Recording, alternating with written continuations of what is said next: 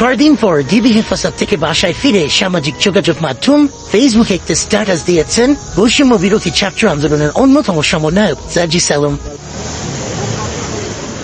বৃহস্পতিবার দুপুরে ঢাকা মহানগর গোয়েন্দা বিভাগের হেফাজত থেকে ছেড়ে দেওয়া হয় সার্জিস সহ 6 সমন্বয়ককে।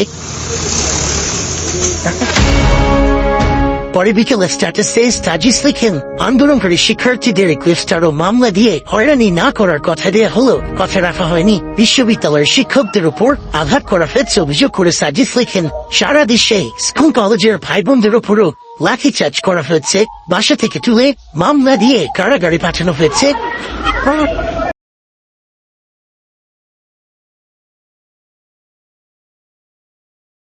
তবে এভাবে সবকিছু শেষ হয়ে যাবে না।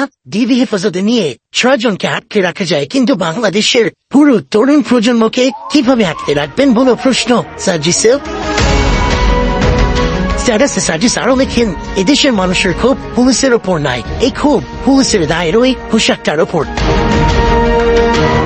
সবশেষে যতদিন না এ বাংলাদেশ আন্দোলনকারীদের নিরাপদ আশ্রয়স্থল হয়ে উঠছে, ততদিন এ লড়াই চলবে বলেও সাফ জানান সার্জিস।